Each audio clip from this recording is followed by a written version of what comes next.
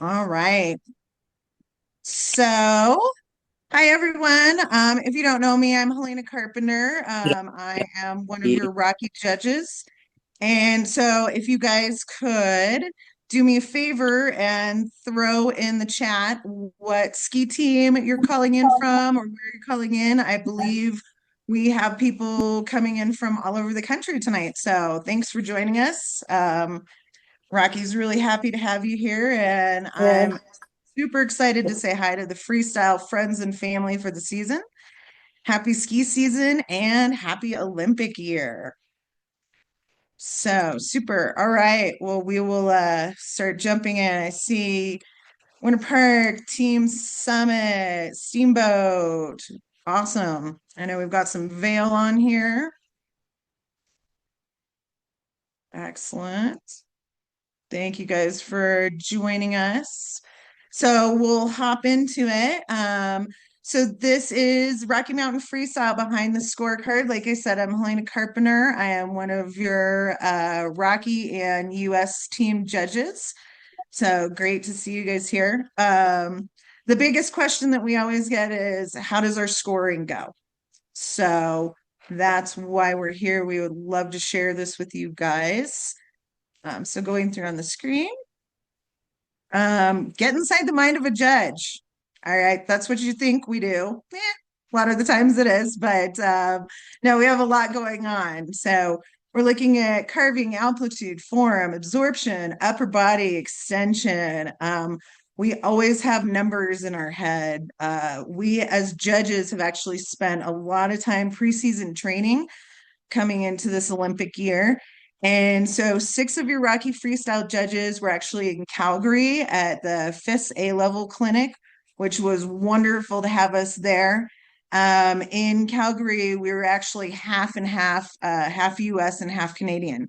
So it was definitely a great way. And we had a pretty amazing clinic over 3 days there.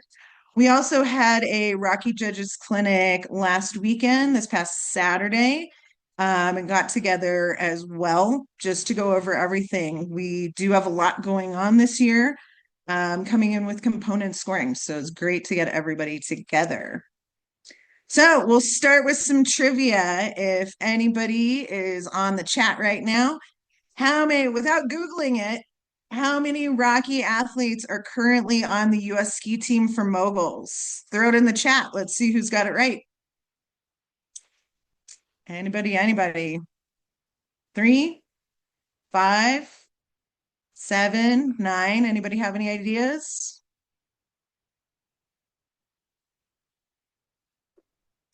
No takers in the chat. Did I mention there might be prizes at the end for those who start answering? Ooh, maybe we can get some answers in. Look at that. All right. I see a lot of five, seven, five, three, five, five. Excellent. All right. I don't know who's on the iPhone, but you win the prize, my friend. Nine. There are currently nine on the US ski team. Tess Johnson, Jalen Koff, Olivia Giacchio, Liz Lemley, Kai Owens, Abby McLarnon, Charlie Michael, Landon Sawyer, and Asher Michael. So we do, as a matter of fact, so if we're going back, oops, sorry. If we're going back four moguls, these are the guys that are currently on the US ski team. And we're proud to say that we make up over half of the US mogul team right now. And this is a statistic that has been consistent for about the last dozen years or so. So as Rocky, we are the strong division. We like to say we set the standard. So there we go. Uh, Chip on that. Kai retired. I'm not sure she's still officially on the roster. Haven't heard. So, but thanks for the question. Thanks. Congratulations, Mike Heller. You won with nine. You were the only one that got that one. So, all right. That was fun jumping into it. Just so you guys know, we all actually say this out loud every year. because we, the judges, promise to judge all competitions with complete impartiality, respecting and abiding by the rules and regulations. We promise to officiate all competitions, giving no favor based on nation, gender, competitors' ranking, previous performances in this or any other competition. We judge each run solely on the merit of the observed performance without preconceptions or expectations. All right. So getting into moguls turns, this is actually where we have the bigger changes this year. Within FIS, we actually started this last year, but we are now bringing this down to a regional level. The head judges of all the regions got together and they decided that on our first event of the year, we will be trying to do completely component scoring and see how it goes. If you know anything about the back office, there is a program within Winfrey. It just takes a little bit longer because rather than having one base score coming in from the judges, we are going to have three that add up to your 20% base score. So in general, here are three categories. First and foremost, and most important, is carving, then absorption extension, and upper body. So those are our three categories. Your fall line is used for proper deductions for full or partial line deviation. We'll get into that a little bit. And then with your carving, we really are looking at your turn types, whether they're carving, slide pivot, push pivot. And we can get into that a little bit more. So when you add up all three of the component scores, it comes out to what you would normally see as your base score. You will still see your base score on the results sheet, and it will be in that. I will find out as far as on a divisional Rocky level, whether we will be breaking out the three components within the results sheet, or if that's just at a FIS level. We're playing with it because it's a little bit new. So this is what your moguls turns is going to look like. So your carving is 50%. Obviously, the most important, we really want to see you turn, which is also the most important of anything else over errors, over speed. It really is your carving, and we really want to accentuate that this year.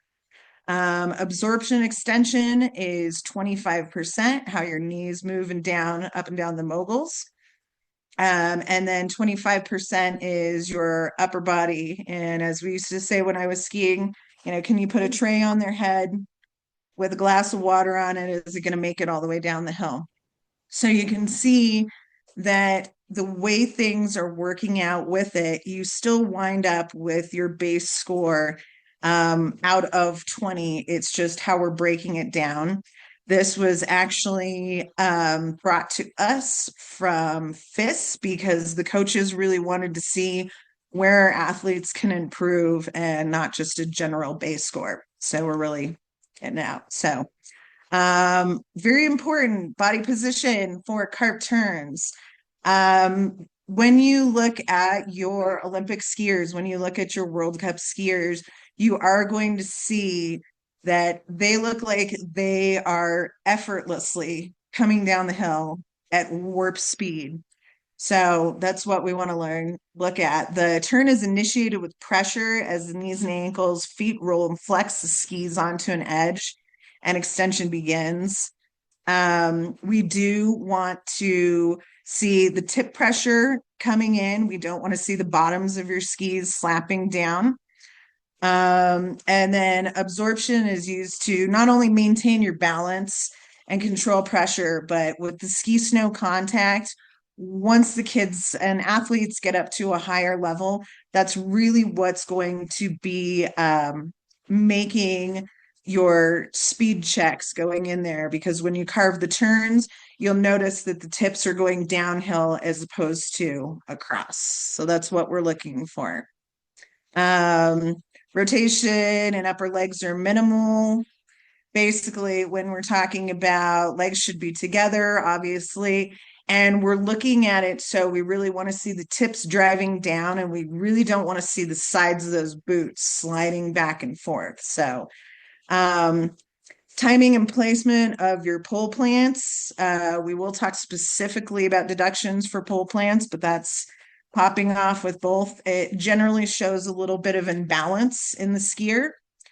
So that's why we deduct for double pole plants. And then as far as arm movements, we don't want to see a lot of windshield wiper action. We really want to see those arms in control, little movement. And if there is movement, it should be equal on both on each side, as opposed to one arm coming out, that type of thing. These are things that we are looking for. Your turn technique, we do look at the shape of turns. Obviously, when skiers are coming down, the gradient of the slope is going to affect the shape of your turn. It's basically just natural. And then we want to see the position of the feet in relation to the body.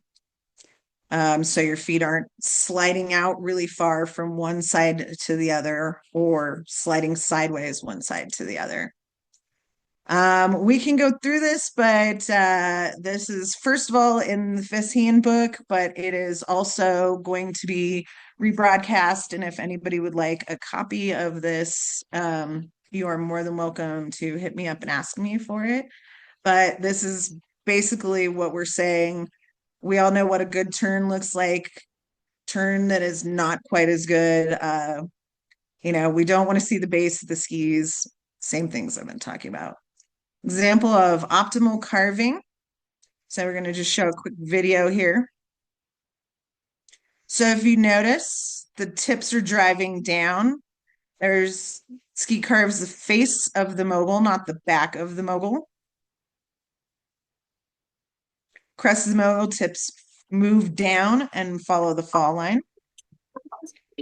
And the pressure is on the tips of your skis, and your weight is on your toes. Nobody's in the back. And if you look, also part of upper body, but your hips stay square. And that in an excellent carve, you can see edging. Yeah, we can't be 100% over our feet 100% of the time. Obviously, no. We know that there's a variableness in everything. So reduction of carving comes out of those 10 points out of your base score for carving. So that is what we're looking for. And obviously that was a World Cup and Olympic skier that was doing that. So that's why we say optimal. Helena, Freddie here. Can I ask a clarifying question? Yeah, absolutely. Two slides back, I think it was, you had one of the first point was that upper legs rotate minimally or something. Yeah, this one. Yes. So if your skis are going side to side and your hips are staying square, how do you not have, like, are you talking, is this in relation to hips rotating so that the legs are facing sideways? Like if you watch, Yeah, there's a so lot of this rotation with the upper legs. That's what allows his hips to stay square down the hill. squared. Yeah, I think so. This one came directly out of the FIS handbook. And we have, as you know, most of the people that run FIS are not native English speakers. So this was actually something that came up in the clinic as well. Basically, we're saying when they're saying rotations in the upper legs are minimal, what they're referring to is really that side to side pivot push motion, as opposed to, just not just moving the hips. So, yes, when we're talking about more of our divisional athletes, we're going to see more rotation in the upper legs, keep the hips square because the carving isn't quite happening at the same level. We Mhm. would definitely rather see hips square and rotation in the upper legs than the hips completely rotating and putting the body sideways to slide the backside of the mogul. But great question, because that Thank you. definitely came up. Go ahead. Anything else? No, I just said thanks. Okay. Thanks, Freddie. Yeah, good point of clarification. So when we're talking about push pivot or pivot slide, this is very common in Rocky as we're moving up. It is a stepping stone towards it. But when we're talking about optimal getting scores for the entirety of the base score or getting the carving into the excellent range, we definitely want to see a little more direct than this, but let's take a little peep. So as you notice now, we're seeing more of the sides of the boots, feet impact mogul. Yeah. And then you pivot over the top and the edge. So we see a lot of this at the lower levels. And even actually a lot at World Cup when you see the steeper courses. So you're definitely really seeing the sides of the boots, you're seeing the tips coming up, but not a lot of carving, more sliding. And there's definitely different levels of push pivot and pivot sliding, as you can see with a lot of the athletes. So just keeping an eye on it there. Excellent. So checkpoints, our general ones, upper body and head are stable, follow a smooth path for absorption extension. What we really like to see is knee patches move up and down, optimal ski snow contact, your angulation, but it's really how much you're absorbing that mogul. So obviously we want to see a lot of motion in there. We don't want to see stiff legs. We don't want to see you guys bouncing and losing contact with the snow. When you get in the back seat, your feet get out in front of you, and then you can't absorb and extend nearly as much. So that goes into that 5 points of base score for that. Our third category is upper body. Pretty self-explanatory. If we're seeing a shoulder moving really hard, we're seeing crazy arms, we're seeing the upper body bob up and down, obviously not ideal. It's, pole plant on the back of the mogul, keeping you upright. One pole plant per turn. That's where we jump into those issues with double pole plants and such. But yes, upper body quiet. And like we said, put a tray on top of your head, and there's your 5 points right there. All right. So mogul's turns. Your turn is 60% of your score, and carving's 50% of that. So that automatically becomes 30% of your score, which is a higher value than anything else in there. So we're really focusing on carving.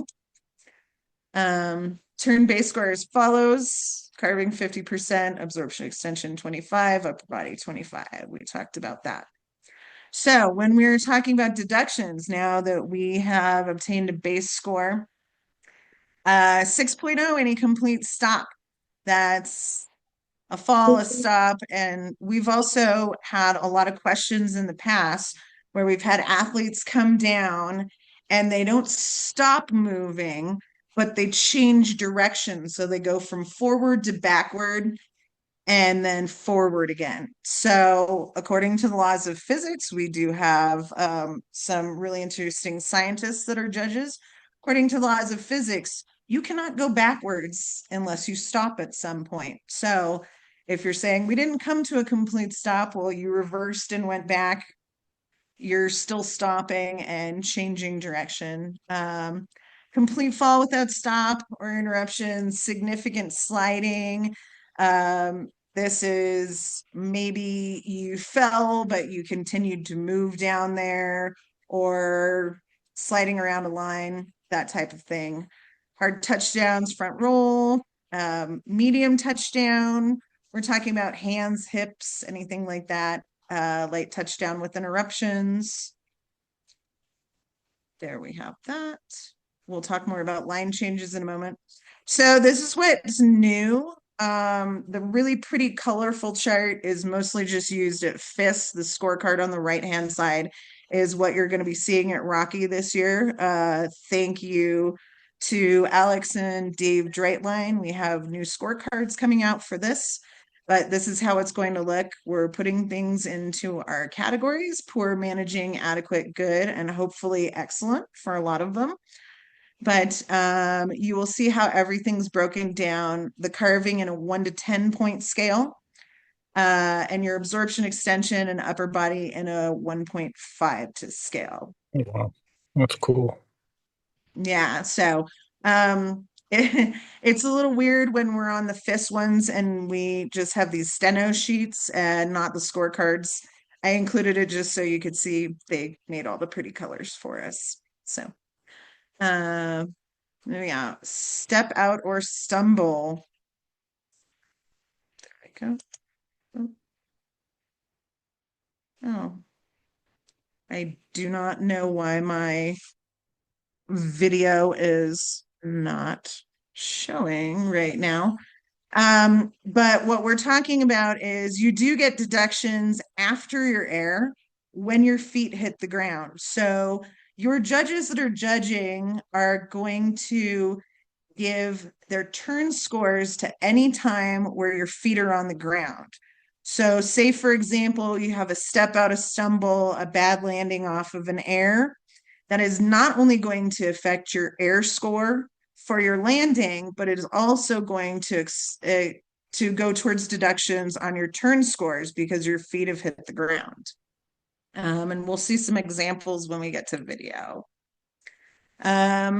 Shooting at the bottom. For those of you that don't know what shooting is when you land your bottom air and you just don't turn. You don't try, you don't wiggle, no kind of angulation, no carving. It's basically you track straight down the fall line. Per gate for shooting, we see it mostly at the bottom of the course after the bottom air, but it's 2 points per gate. So usually after a bottom air, you have about a gate and a half. So if you don't turn as an athlete after your bottom air, you just lost 3 points out of 20 on your base score, which is unfortunate. This is when we tend to see a lot of this. You compress on the landing and then just don't turn throughout the gate. Line drift. So, like I was talking about, when you're coming off an air, if you drift in the air, it will be deducted as a note with line deviations. As judges, we do look at how the lines are coming out of the airs and what the landing looks like and how you get back into it. As we know, not all courses are perfect.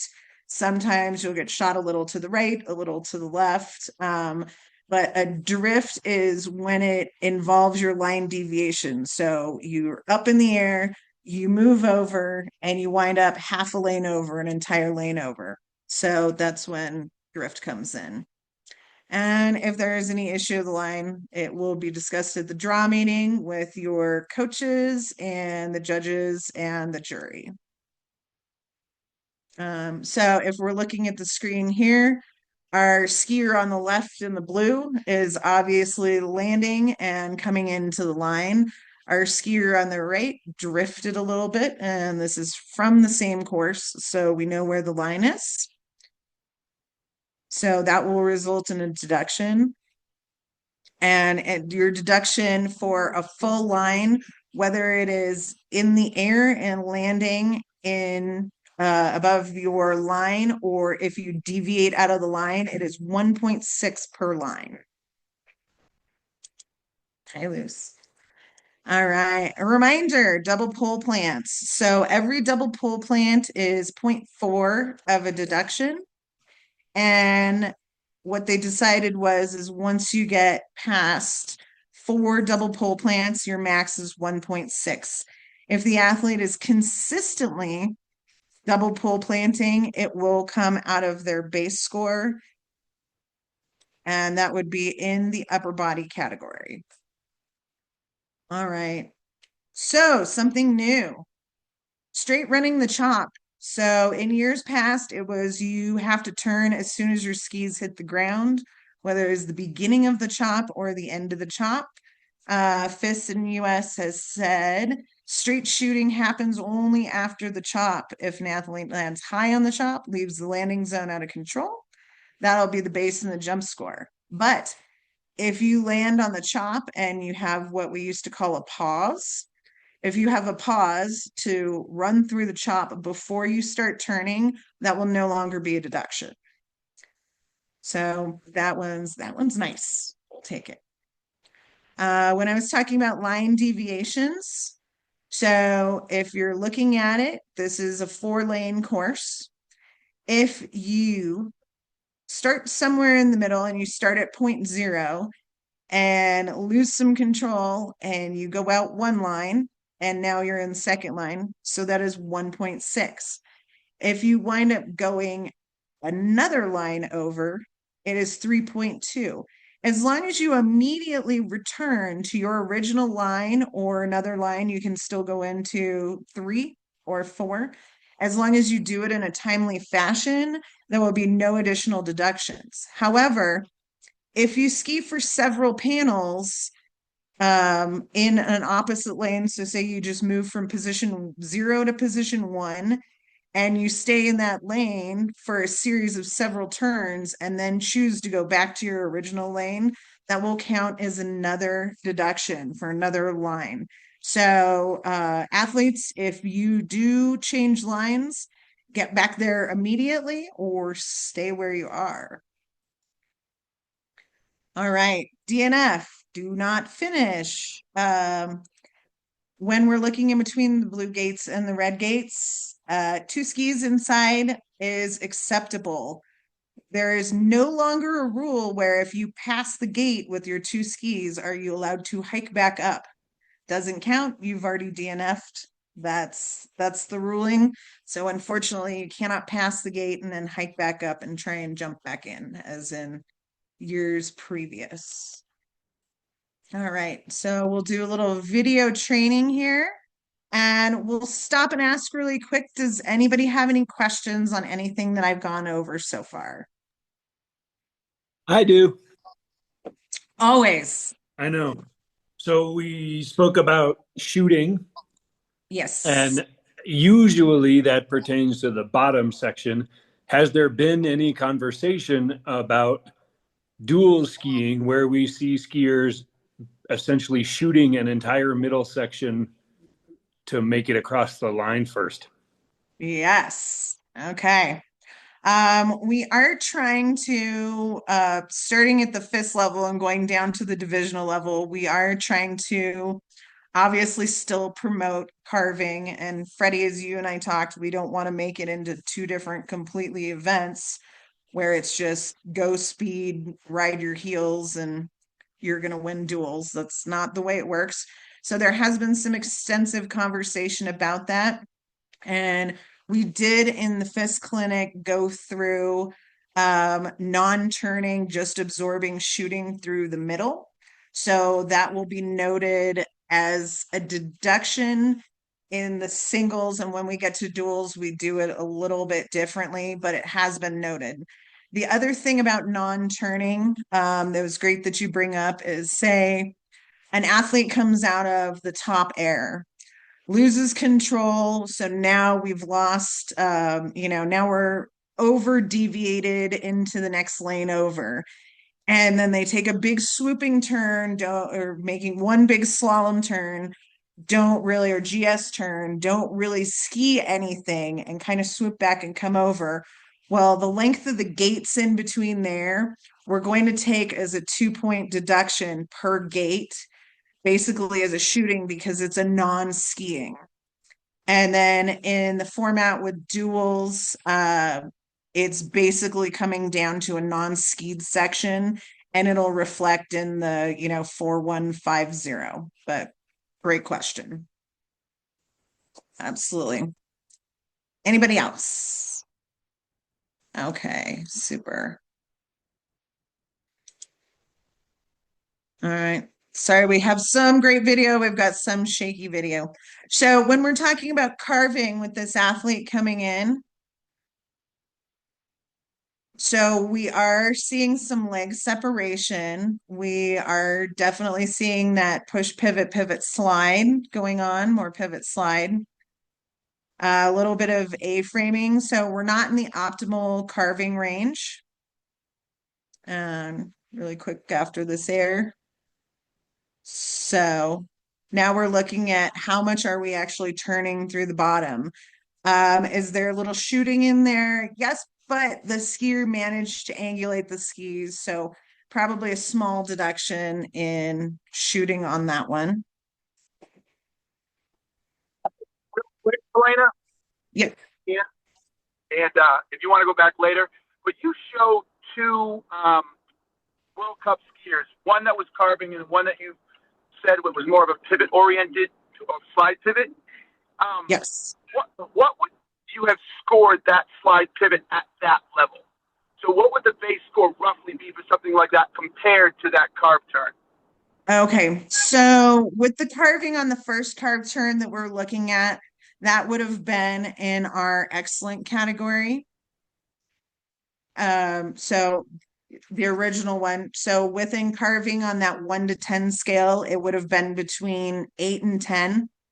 The second skier that was more of a push pivot, it was less of a pivot slide than a push pivot, but that probably would have fallen into the good category. So somewhere between 6 and 8. So is that Thank you. helpful? Yeah, that was Yep, very you're helpful. welcome. Thank you. Yeah, it's always nice to quantify because that's what we love to do. All Amen, right. man. I got that visual. Yeah. All right. We got another one of our female skiers coming in. So this is a little bit more direct skiing. We're looking at a better upper body. We're looking at more absorption extension. We still do have a little bit of that ski separation, and you are still seeing some of these tips. But this is something that we would probably, Jim, put into, well, and there's our shooting if we want to know what it looks like not to turn.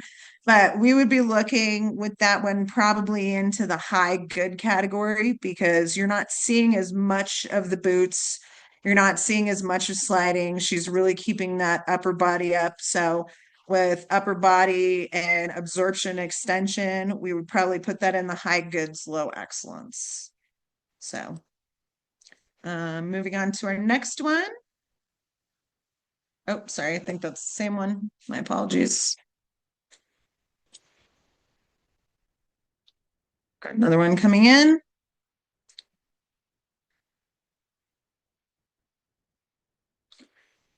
So we're looking at some deductions on the landing. So if we're looking at this athlete, our upper body is not as good as the last one. We're definitely leaning over a little bit more.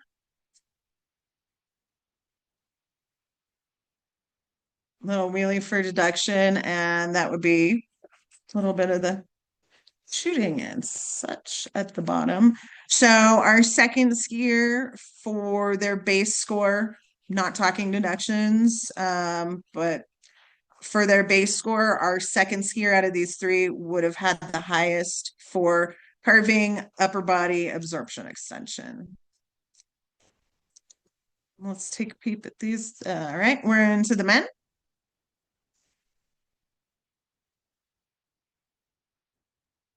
So we've got a much cleaner exit coming out. We've got a little bucking going on, but those skis are moving in a much more direct line down the hill. We've got a good upper body going on. We've got absorption extension coming into it. And that would be skiing all the way through the bottom.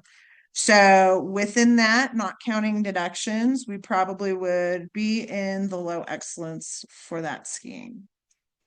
Moving on.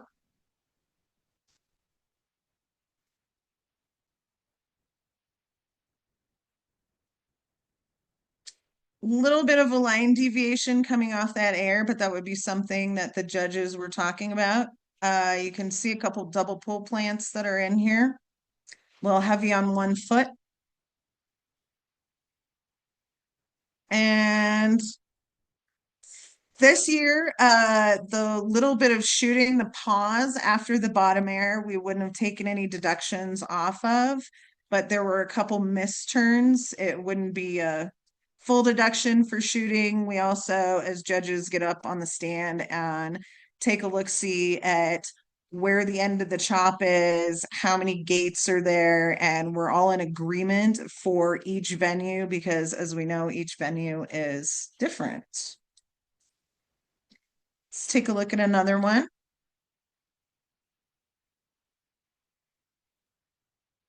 Looks like it's a little bit breezy.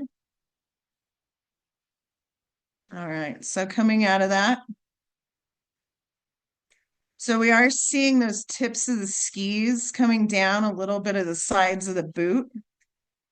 So probably not as good as the last one that we were looking at. But good upper body, kept moving through there. So yeah, definitely on this one, the big takeaway is really noticing he was back on his heels a little bit, and we were seeing the ski tips come up. So carving score probably not as good as the last one. Upper body about the same, maybe a little better. We're on course. And this is where we're going with our curving here. We do have a couple deductions for some step outs. But notice how those tips are really driving down the hill. The pole plants are on the back sides of the mogul. And we are skiing through the end. We're not asking you to wiggle or do anything significant. We do know that the bumps after the bottom air are significantly smaller. We just want to see the angulation and the pole plants and keeping with that rhythm. So obviously, out of all of our skiers, that one would probably be in our excellence. I would hope in our high excellence. Let's see. Just trying to watch our time because we haven't even gotten into errors and I love to talk. So that's where we're looking at some deductions right there when you're sliding. So that would probably be about 0.8 of a deduction for the sliding after that air. And if we're looking at coming into this bottom air, same thing, little wheelie, but got right back into it. Did full turns coming in. All right. Now that we watched some video, here's another fun trivia. Go ahead and see if anybody can, if not multiple choice. So see if you can name this athlete. What Rocky athlete was the only US team member to win a medal at the last Olympics? Ava, yes, Evan, Sauce, you guys all got it. Nice work. Yes, our girl. So one other thing about Miss Jalen Koff, silver medal last year. Not only did she get the silver medal last year on World Cup, she picked up a couple podiums there, some wins, and overall she was the fastest female in the world on a mogul course last year. So she's currently claiming Wyoming, but we all know where her true home was. All right, mogul air. Okay, repeats quickly. Yeah, only one loop. Doesn't matter how you're doing things with your loop. Off axis, allow the same jump if there is at least a secondary axis of rotation by at least 360 degrees or a grab is added. So if you're doing a back cross and you're doing a back grab, that works out well.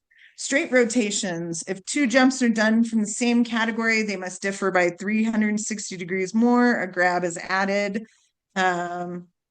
Pretty much that is any of your 360s, do a position, do a 7, that type of thing. Repetition of jumps, we only count your first jump. Second jump gets 0. No longer take the best of 2. Grabs may be used to differentiate jumps within the same category. So you can do a loop and a loop grab. Or rotation like 3 and a 3 grab. not a repeat. It is permissible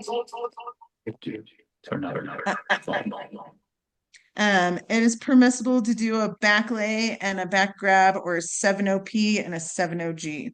So that's just differentiating with the grab. Priorities for judging form and mogul air. First thing is quality. Your athleticism, your control, your balance, your landing, your continuity of motion. Second to it is air, height, and distance. Obviously, we do want to see good air, good height and distance, good trajectory. And your third thing is fluidity throughout the trick. So your big thing is your quality. A grab and a cross should be evaluated on the grab and less on the cross. A well-grabbed, well-crossed position would be excellent. So we know these, right? You get a back grab, you see it tweaked, it looks like it's held, everybody's cheering. That's going to be your excellent. Trick needs to be held long enough for judges to recognize a grab. And when they say manipulation of the ski, that would be tweaking it. One other thing that we need to let you guys know, we can't judge what we can't see. If you're upside down and you're grabbing behind you and all we see is an arm go swoop, we're probably going to call it as a missed grab because we cannot actually physically see the grab. You need to present the grab so the judges down the hill see it well. Once you guys get up into the higher levels, we do have cameras and we can rewatch. But interesting new rule for fists this year for those of you on the upper level. For fists, if the head judge has to call for a repeat on the camera, your maximum score on your air out of 10 can only be 6. I just follow the rules. I don't make them. We've talked about it at length in judges seminars, but just so you guys know, at the higher levels, when they are in World Cup, if the judges do have to call for a secondary watching from the side camera, we're assuming it's because the grab was not well presented. So that puts it lower than the good category. Thankfully in Rocky, we don't have that. But we do have what we can see and we don't have any repeats. So please present your crosses and your grabs well to the judges in order to score well and excellent. So your positions, this is just how we score. Position should be assessed in relation to its impact of the performance of the overall jump. So we used to have 3 O's, 7 O's, 10 O's, and you didn't have to do a position in it. That no longer is in effect. If you are a cork 7, cork 10, we're looking for that 90-degree position on it. Anything less than that will knock you out of the excellent category. We are definitely looking at symmetrical crosses, and yet again displayed. So an excellent score for back with position, front with flag, back crosses, front crosses, loop X's, 3P. Position must be purposeful and clearly displayed, like I was talking about. We can't judge what we can't see. Like I was saying, 7-OP, 10-OP, 14-OP, you guys call them cork 7, cork 10, cork 14s. The position is required from here on out, so it must be in a full 90 degrees cross position to get excellent. So if you go and you're doing a cork 7, cork 10, cork 14, and it has no position, you cannot score higher than 6 out of 10, highest in the average category. All right, for grabs, that's just for us, the big G. Grabs must be identifiable as a grab. One where the ski is held, presented clearly to the judges. We can see the athlete's hand holding the ski. We've been over that one already. An attempted grab, so swing and a miss. A completely obscured grab, not presented to the judges. Boot or the binding or completely missed grab will be coded as a grab, but scored no greater than the average category with a score of 6.0. So you swing and you miss, that's the highest score you're going to get, even if the rest of your jump is perfect. Completely missed grab. I mean, we see it, the hand went, you went for it, you missed it by a foot, maximum of 4.0 because it goes into below average. So we are literally watching exactly where their hands are going, and that's the joy of having binoculars from the bottom. All right, excellent category. We talked about this, held, clearly presented, remainder of the ski should be performed in a way that would be judged in the excellent. Maximum good, short duration, 8.0 or less. Not presented clearly, poor grab, touch grab, maximum of 6. Oops. And, oh, that one doesn't apply because that was side camera. All right, scoring example for grabs. A grab that is attempted and clearly missed, 4 or less. All right. Body is in puck position. A hand comes and holds the same side ski just under the boot. We can talk about safety grab, Lee Kwan, Japan grab, mute grab, and our tail grab. All acceptable grabs. We just want to see you really get a hold of that ski, tweak it, present it. And truck driver, slave check. All right, deep landing. So deep landing is when you went really big and now you are basically in a tuck position, landing on the ground. It's all about how important your air is. Deep landings will definitely affect your overall score because that is part of quality, which is our most important. We talked about cross skis, 90 degrees. All right, axis. This is one of our favorites. Maximum point value. The maneuver must be performed within defined axis range, and the axis is relation to the position of the upper body or the torso at the apex of the jump. So at the highest point of the jump, where's your torso? We don't care where your head is. We don't care where your feet are. We're looking at the torso. So green zone. There you go. That's your excellent joint jumps. 10 max. Yellow zone we'll look at is good category, red zone, poor category. So correct access for upright and non-twisting inverted jumps. So this is your back lay. This is your back tuck. This is your back fold. This is your spread. This is your daffy. This is your twister. These are your 3s and your 7s. We want to see everybody's position in the green. Basically 11:30 to 12:30. That one's fairly self-explanatory. When it gets interesting is when we have inverted twisting jumps. So we're looking at our cork 7s, we're looking at our loops.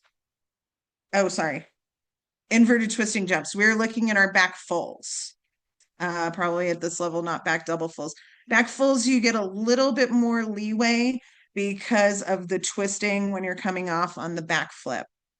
And now my fun ones. Okay, so off axis jump. These are your cork 7s, cork 10s, your loops.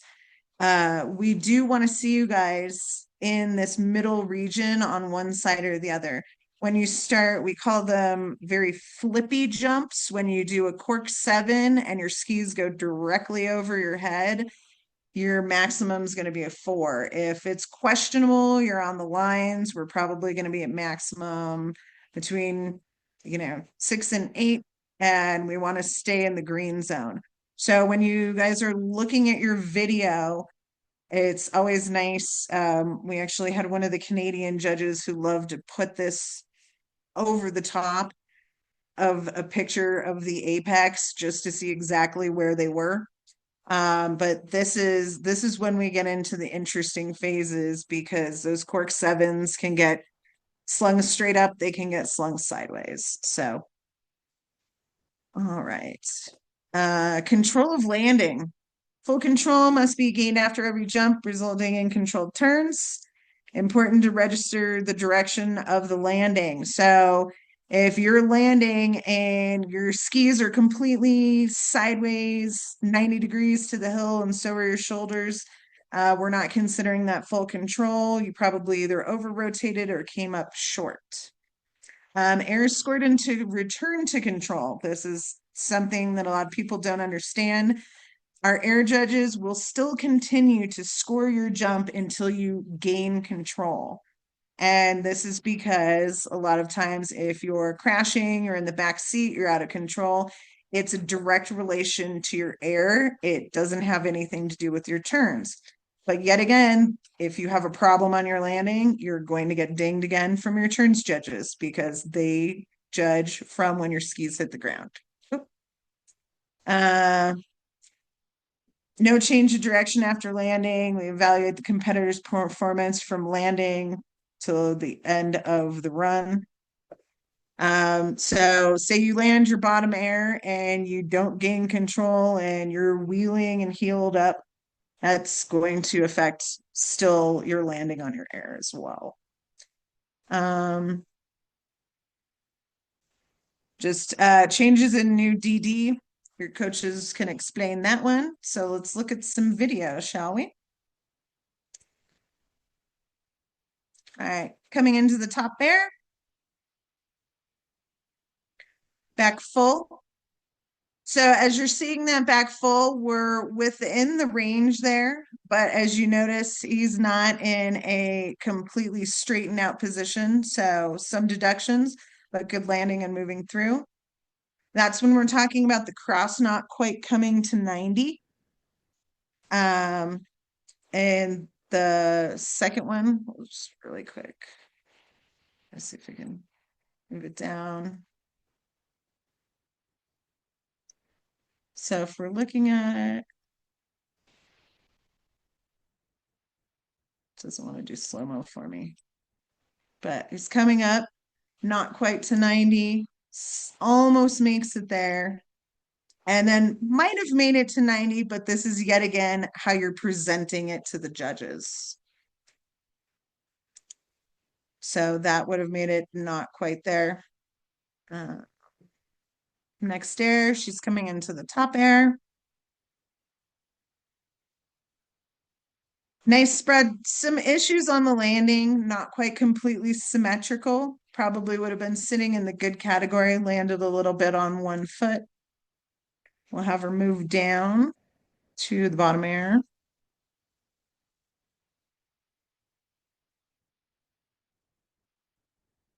Getting lost in the training. And there's a Daffy. So there's a straight run. So with the Daffy, we did get that front leg fully extended. She was in that upright green position. Back leg wasn't extended, but still a very good jump at the bottom. Take a little look-see here.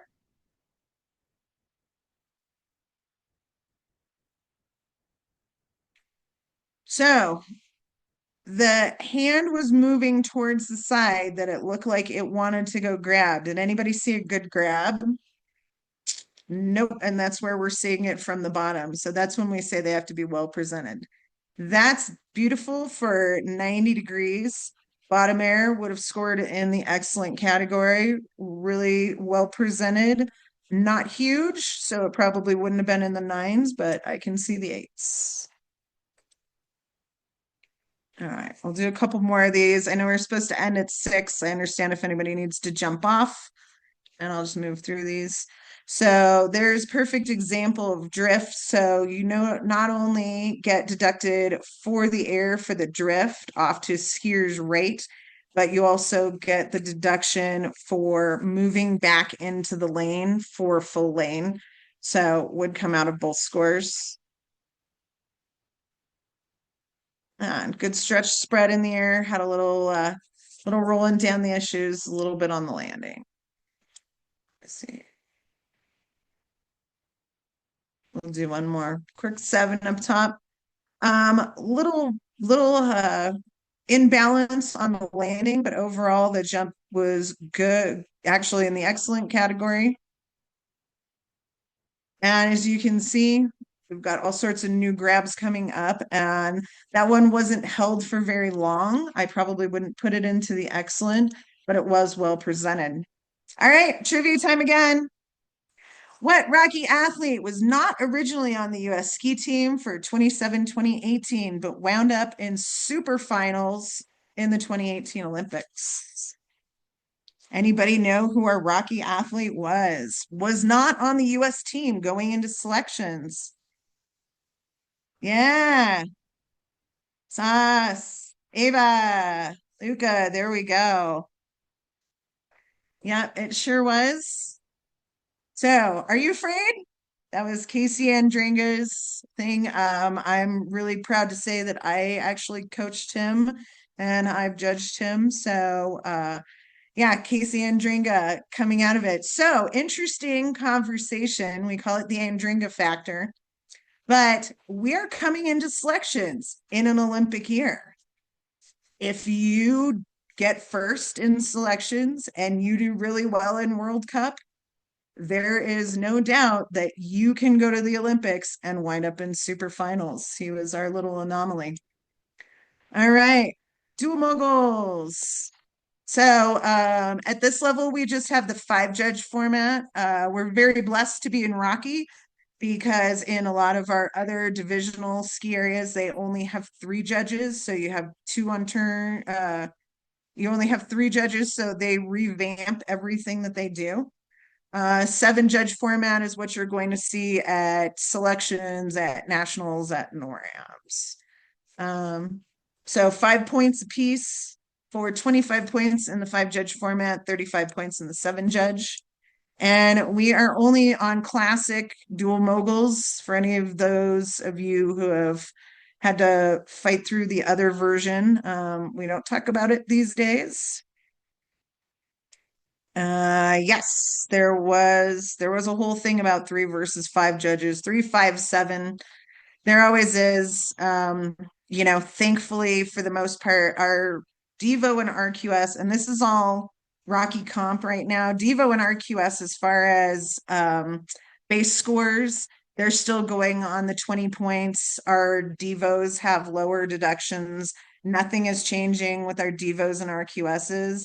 I will let you know if you are an RQS moving up into comp series. Don't be surprised when your score goes down. And also with our 5-component scoring or our 3-component scoring system with base scores this year in single moguls, don't be surprised to see the scores go down. It's just the way the evaluation's going. So any which way, dual moguls for air judge evaluate, same thing, quality, air fluidity, difficulty, and variety. Competitors may repeat jumps, but judges will consider variety in comparing the 2 competitors. You do the same jumps, you're not going to win an air score. Just saying right there. Variety, different number of maneuvers, blah, blah, blah. Okay, so degree of difficulty. So this is where we get questions on this one. If you have somebody doing possible examples. So similar difficulty skills at a similar execution. So you're either both doing same jumps or similar jumps. Everybody's doing a back X. One does a back X on top and a 7OP on the bottom. The other one does a 7OP on top, a back X on the bottom. Or we can even talk about dueling spreads up top, dueling helis in the bottom, that type of thing. So similar difficulty skills, similar execution, better performance is going to take 3-2. Both jumps with similar execution, but one athlete performs one jump of a higher degree of difficulty. So if you guys are jumping at about the same quality, higher DD is going to take it. Here's the fun one. Both jumps with similar execution, but one athlete performs them at a higher DD, like significantly higher DD, 4-1. So there's 2 competitors and one does a spread up top and a 360 on bottom. The other one does a back tuck up top and a cork 7 on the bottom. It's going to go to your DD. Both good execution, low difficulty, and the other one has both jumps at a high degree of difficulty, but lower execution, it's going to go to the higher difficulty performer, depending on the difference in quality. If you do a cork 7 and you fall on your face, that doesn't mean because the other athlete did a spread that you're going to win.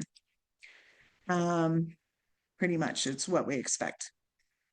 One athlete performs both jumps at excellent execution, but low difficulty. The other athlete performs both jumps at low quality execution, but very high difficulty.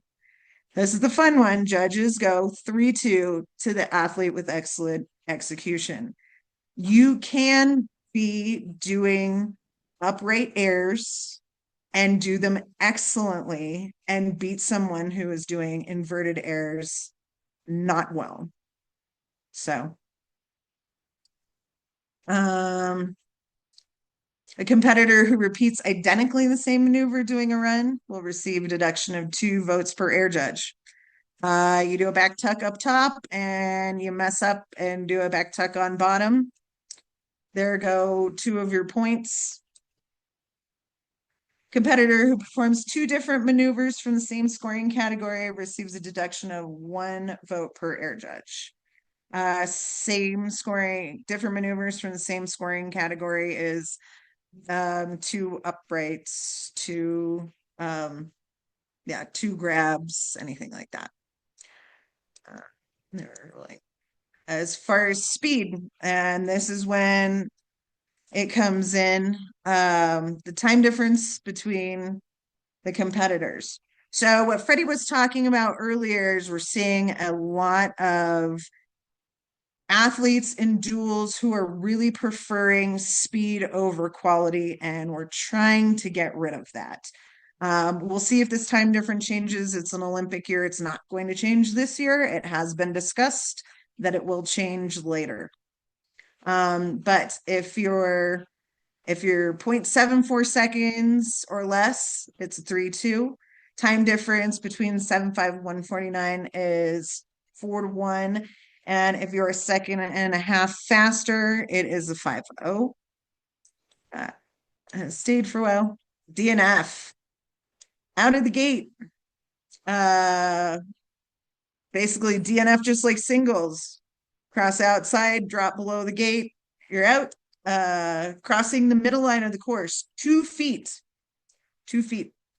Loss of skis are stopping for more than 10 seconds. We actually, and this one is from FIS. So loss of ski or stop does not DNF at the regional level. You have 10 seconds to get your ski back on. Stop for 10 seconds more. That is a DNF. Head judge. So obviously we've seen it. We've probably all seen people almost jump on top of each other, land in the middle, that type of thing. The first skier with 2 boots to cross the center line is DNF. Does not matter if the second skier DNFs half a second later. First one. First one who's DNF. There we go. Tie in speed. I always say this doesn't really happen, but we've seen it a lot in Rocky. So what happens is 3-3 for the 5 judges. So turns gets 5 votes and turns gets 5 votes. And then basically your speed winds up in a tie. Doesn't happen very often, but it makes us count a lot. So if you guys can do it, it makes it a lot of fun on the judges stand for us. So there we go. So basically what happens here is, there you go. So we basically split speed and wind up with the 25 votes overall. So let's take a look-see at some mogul air or some moguls in duels. All right, so you've got a twister spread versus a back tuck. And we're actually looking at the quality of the skiing coming in. As you can tell, our red course would be scoring higher than our blue course would be in carving and upper body and turns. Doesn't always come down to time, but as you can see, that's why we have multiple judges on there. And a lot of us, when looking at duels, we're evaluating turns saying, what would their carving base score be for this person? And then you're also adding up deductions, like our blue course had a little problem after the top air, would have had a deduction there. And if we're looking at our airs coming off the bottom. So this is one of those cases where our blue course came across the finish line first, but if you, oh, sorry, Chip, I just saw that I can throw time differential. If you come across the line and you come across the line and you are first, that just means that you get time points.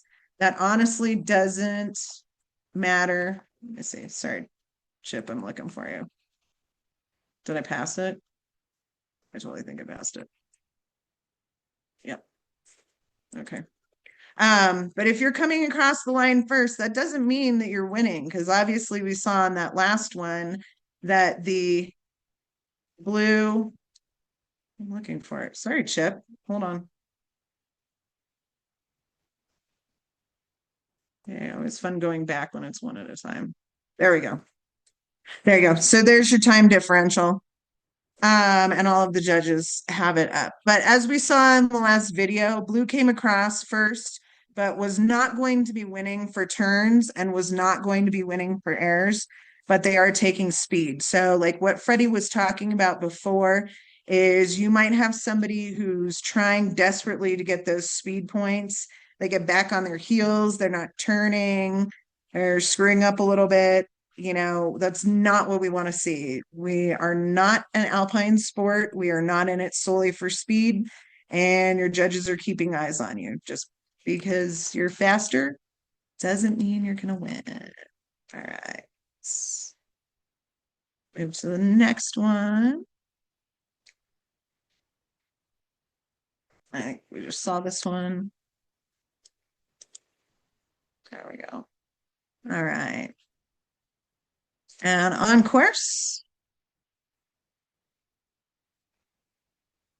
So both having a little issues with the top section there. Both twister spreads, both having some issues. This is when it gets fun for the judges.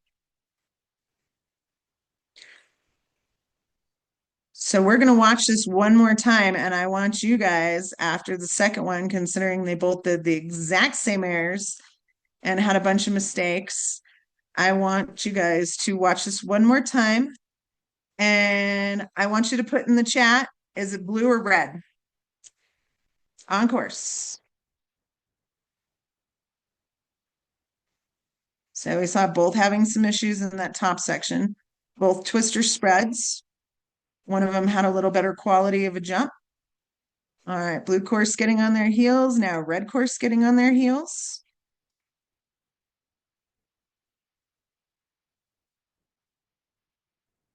Both back crosses coming off the bottom. Red slightly ahead of blue. All right, let's put it in the chat. Well, of course, Freddie was the first one in there with red. Yep, you got it, you guys. Great job, great job. So what we're seeing is more mistakes, better quality of skiing on the red, more mistakes on the blue. All right, moving on to the next one. You guys did awesome. You all pass. You can be judges. Coming into the top bear. Both back tucks. Okay, now we're watching quality of skiing, looking at the carving, looking at the upper body, looking at the absorption, both back crosses. And I think this one was slightly blue. Who wants to take a stab at that one? I'll let you watch it again. Red or blue? Type it in the chat.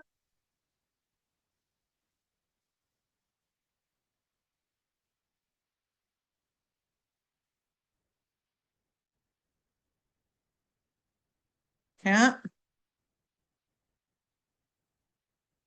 Awesome. You pass. All of my athletes that just chimed in, as soon as you're retired from World Cup, you get to come be a judge with me. So, all right. Well, that looks like that is the end of my presentation. Thank you guys for participating, sticking in there. We are open to questions right now. Thank you. Well, I just want to say this is a super exciting season. Thank you guys. It's a super exciting season coming into an Olympic year. This is when everybody seems to get really stoked and really inspired. Try and watch as much World Cup as you can. As one of my former coaches always told me, the more you can watch, the better skiers, and really start taking what I told you and pay attention to it. It's one of those things, like, now you're going to have a neural connection.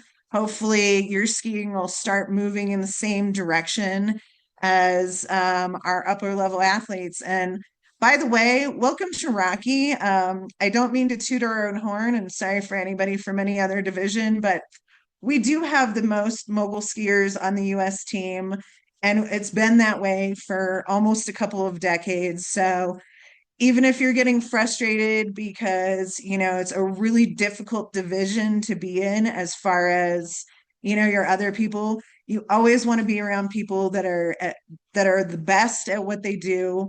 You want to be in the best division. That's why we put all these kids onto the US team, onto NORAMs, onto World Cup, and into the Olympics. So, congratulations. We're looking forward to a new skier. And I don't know if any of the athletes out there want to throw down any, like, let it snow TikTok videos or snow dances. I don't know. I'm gonna go wash the car tomorrow. So hopefully let's hope for some snow. Hey, Thanks, you Helena, guys. can I ask one more question? I know Yeah, always. with the new judging of jumps in duels and the emphasis on DD, is that any sort of effort to decrease the chooch? It is, and we know that we can't get rid of the chooch, because, and for those of you that don't know what that is, it's when dual skiers come in and they basically take the trajectory out instead of up and kind of sling their jumps. Yes, we've been trying to mitigate that for years. And so yeah, it's a little bit of the changing of the DD format, but all in all, said and done, we would rather you ski well and jump well and not chooch than dealing with the time scores. And like I said, Freddie, they're not changing our time Right. for our speed points this year, but I foresee it coming in the next couple years. Yeah, So but even like if I read that properly, if you make sure you have a higher DD on the top air, and then you throw a cork seven, and you know the person you're competing against is going to chair flip the bottom air, the least you can, or the most they can beat you by is a 3-2, right? If you win DD on yes, both jumps, you're only 1 point behind. So correct. okay, good, Yeah. awesome. And then it goes to quality of the jump, and we're watching them when they chooch and chair flip off the back, and we Yeah, all cringe and make bad faces. Yeah, it's going to affect it. So definitely. And great question. great, thank you. So thank you. Thanks for washing the car, Chip. I'm doing the same. But thanks you guys for everything. And another joy of being in Rocky is we're one big happy family. If anybody has any questions, like, you can always feel free, if you're an athlete or a parent, reach out to your coach first. But All of our judges were super, well, most of us are super friendly and happy. No, we all are. But yeah, we're always happy to answer questions and everything. So, all right. Well, if you guys need anything, we'll be on the stand. We don't hide behind our cards too much. So let us know. And congratulations. We're looking forward to an amazing season. Stay happy, stay healthy, and we'll see you guys out on snow.